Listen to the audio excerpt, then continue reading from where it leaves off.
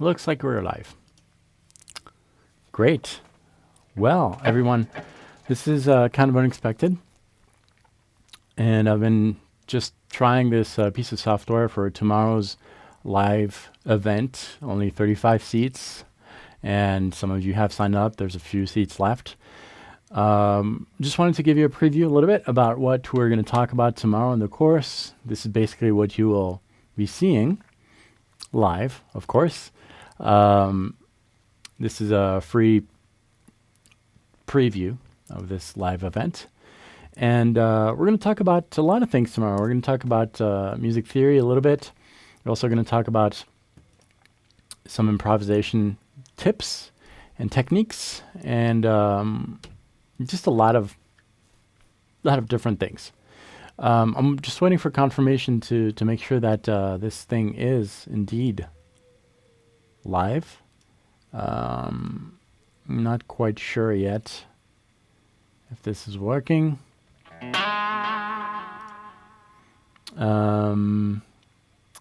Let's see. This should probably fix things. Maybe not. I don't know. It says that it should be starting soon. I think we're good. I'm seeing an ad here, which probably means that it's about to stream in a second.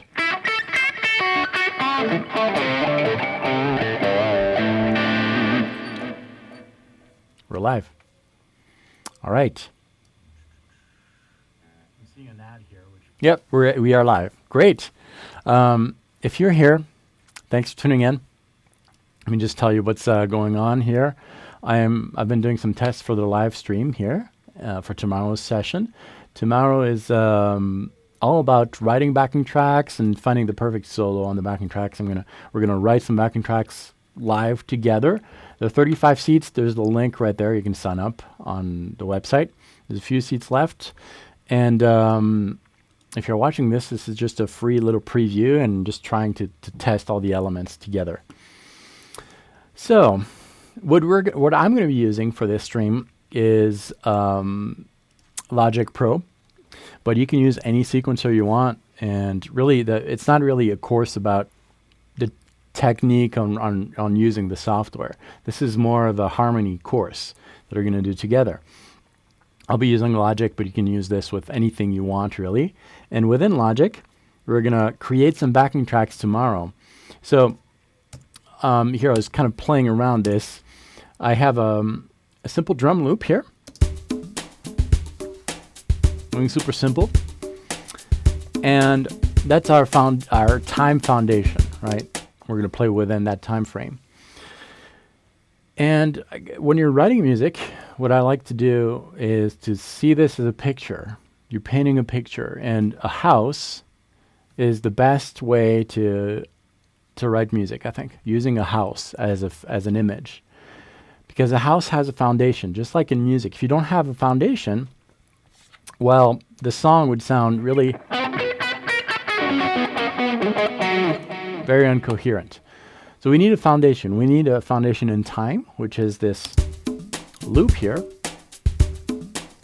And we also need a natural foundation, like a ground level, which is going to be the bass. And we're going to start with something super simple. We're just going to use an E on the bass there. And this foundation for the house is going to be useful because now anything I play on my instrument is going to be attracted to that foundation. Any note is going to be attracted to the foundation. And they're all going to work.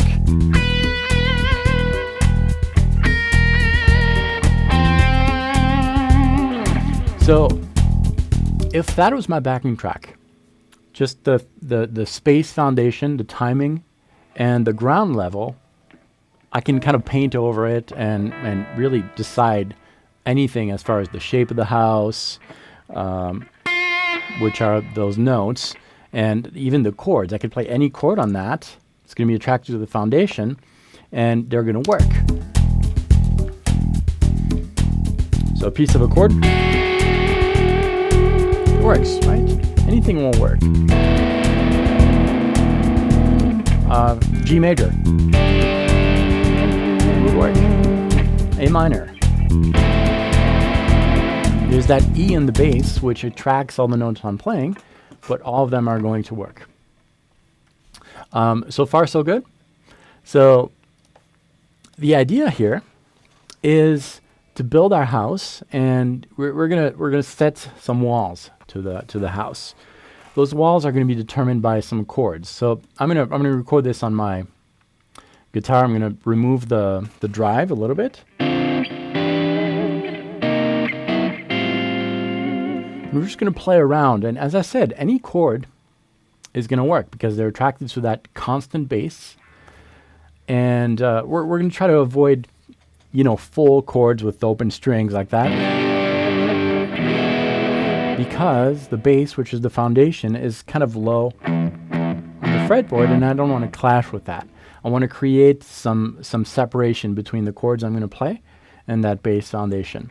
So I'm going to not even think in terms of actual chords like, F sharp major or E major. I'm not going to think in terms of names, but in terms of simple a few notes played at the same time. I'm just going to place my fingers on the fretboard a little bit higher, and I'm going to select maybe 3 notes randomly and just play around until I find something that sounds appealing to me. So I'm going to go back to my backing track. And we're just searching here. 3 notes at a time. That sounds cool. Let's try another one. Maybe a half step fret below. Sounds cool too. Anywhere will sound good.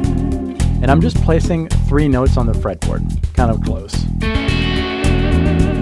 That works too. Any note's going to work. And so I'm going to do that until I find something kind of cool. This is kind of cool. I don't know what chord it is, and it doesn't matter. But just to show you the fingering that I'm using, I am using, oops, sorry, I was working on this. This is what I'm using here, these notes. Like that.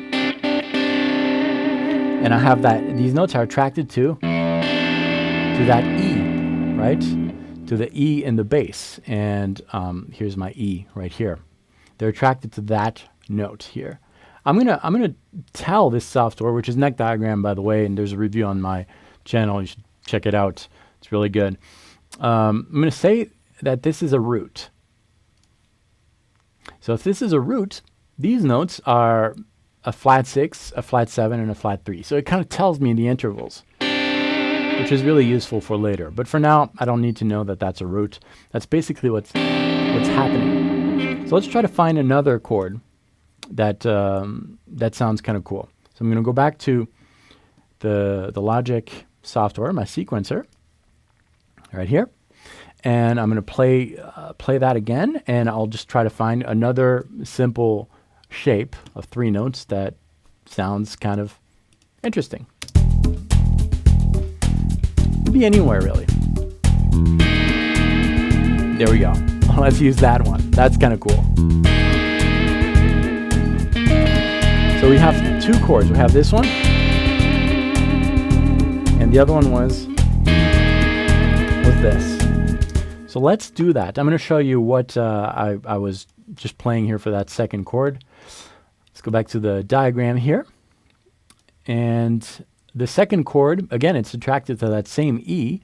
The second chord is, I'm going to use a square here for the shape of the chord. It's something like, let's see, I'm on the 8th fret right here. That's what I was using here for that second chord. So I got a first chord here and a second chord here. I don't know what these are yet, but I'm going to record that because that sounds kind of cool. So I'm going to go back to my sequencer, which is right here, and I'm going to record these chords. So let's give that a try. It's going to be a simple, very simple backing track. Right now we're just exploring things, and we're going to record that. So here we go. Oops, sorry, I selected the wrong track. I don't need this one. This is the bass. It's already recorded. I want to add a guitar. So here we go.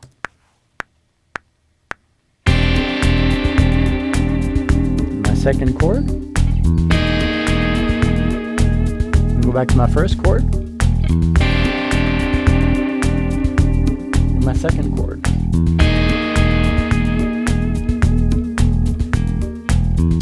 Great. Now that's recorded. That's the beginning of our backing track.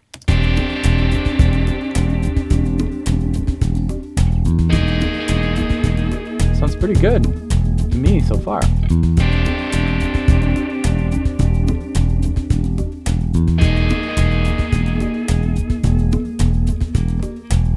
Great. Now, what do we do over that? And for those of you who just joined me, thanks for being here. This is a really short preview of what's going to happen tomorrow. There's still a few tickets available on the website. There's a link on the screen somewhere, guitarplayback.com/live. Only 35 seats were available at first. There's about 19 left, so get on it. If you want to be part of this, the course will be recorded, so if you can make it live, you will get access to the course, and that's the only way you can get this. It's not going to be for sale after. So anyways, that's for the advertisement. We're now trying to find a scale that's going to allow us to play over these two chords. Again, we don't know the chords. We just know the shapes, and these are the shapes. And we said that these notes are attracted to the foundation of the house, which was that E and the bass and the bass played by the bass instrument. The notes here that are the chords, those are kind of the walls of the house. And we need to, when we're playing a solo, we need to play around those walls. We can't go like, 10,000 feet away from the wall. We need to use those. So as a very simple form, I could just use the notes of the chords here when these chords happen to build a solo. And that would work. So I'm going to add some, a little bit of gain here to my tone. And we're going to give that a try. Just playing with the chords and the chord shapes that are listed here, and we'll see what happens.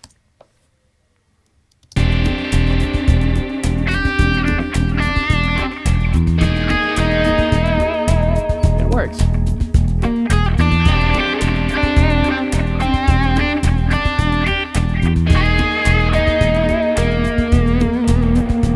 Because I'm simply following the chords. But we want a little bit more. We want to add details to our house. And for that, that's where we're going to talk a little bit about harmony. We're going to say that this E note is the bass, is the root. And these notes are attracted to, the notes of the chords are attracted to that bass. So we have on the first chord a sharp 2 of E, which is a minor third. It's the same exact thing. Sharp 6 and a sharp 5. On the second note, we have an augmented fourth, a 7 and a 3. So what I'm going to do is I'm going to take this E there, the low E, and I'm going to move it, not on the low E string because that's kind of difficult to visualize. I'm going to move it here, okay? And then I'm going to try to move all these chords in the same area of the fretboard, kind of close to draw a position. That sharp 5, I'm going to move it, and I have a sharp 5 right here. It's a little bit closer. The sharp 6, I'm going to move that right here. And the sharp 2, I'm going to move it, just kind of close to try to draw some kind of shape here.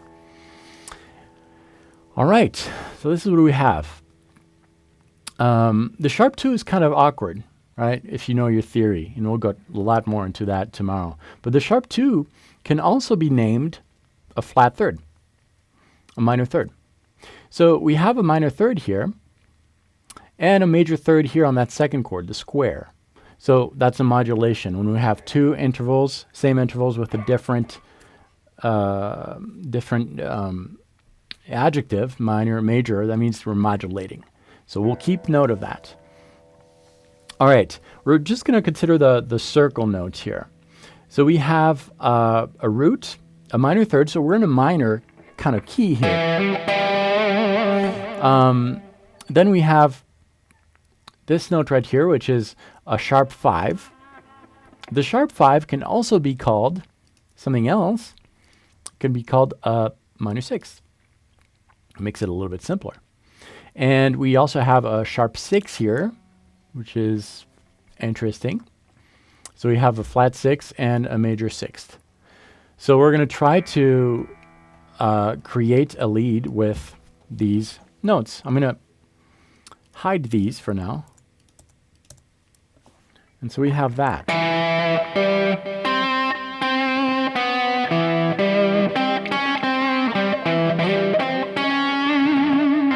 We have these notes. So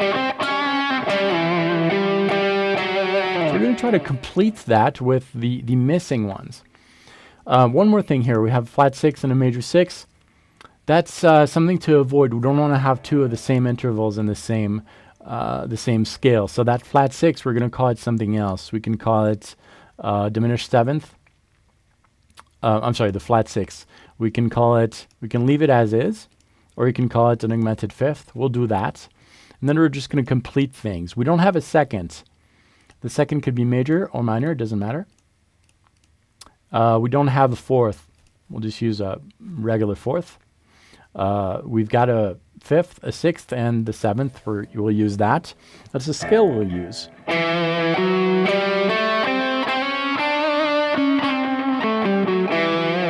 And that's the scale we'll use on that particular chord. And then we can do the same thing with the second chord, which is with the squares, and kind of play around and complete the notes.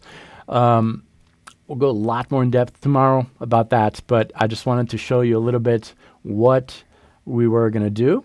I'm going to go back to my improv. I'm going to kind of fill in the blanks, and your ear kind of takes over too, but here's what we have now.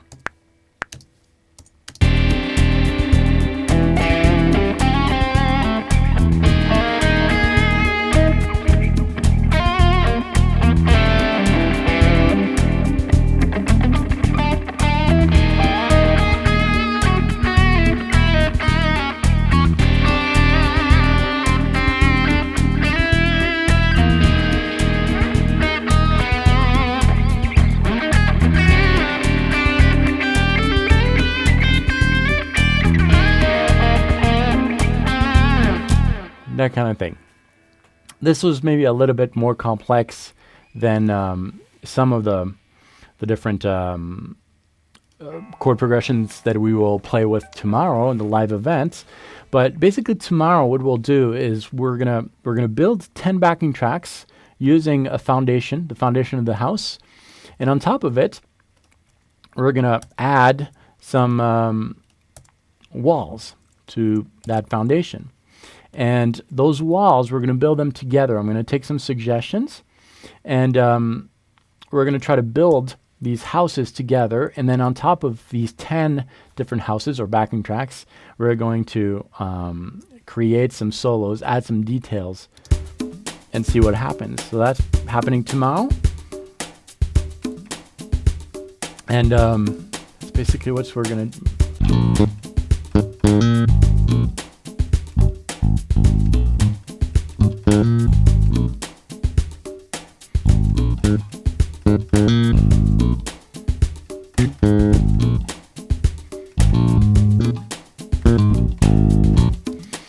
That's happening tomorrow.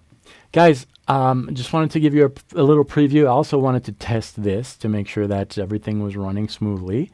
So I'm going to stop this video. I'm going to watch it again and do some adjustments. But that's happening tomorrow. Guitarplayback.com/live. I hope to see you there. And yep, some tickets are sold already. So you've got to do it now. There were 35 to start with. I hope to see you there. At the end of the course, you will be able to watch this again. It's going to be about 2 hours. And you will get all the charts, the PDFs, and the 10 backing tracks that we're going to build together. And again, these are exclusive, so they're yours to keep. I hope to see you there. And thanks so much. This seems to be working well. I can't wait for tomorrow. This is going to be really fun. I will see you then, and have a great rest of your day. I'm looking for the stop button. You know, stopping this is always a little bit odd, but Here we go. Well, no. Where is it? Where is it? Can someone tell me where the stop button is? Come on. Come on. I think I... Oh. I think I have it. I think I have it. No. The awkward moment. How to ruin a live stream by not finding the stop button. Man, where is it? I'm stuck. You're stuck with me for forever. I think I'm gonna have to go this way. All right, I found it. I'll see you tomorrow, everyone. Thanks.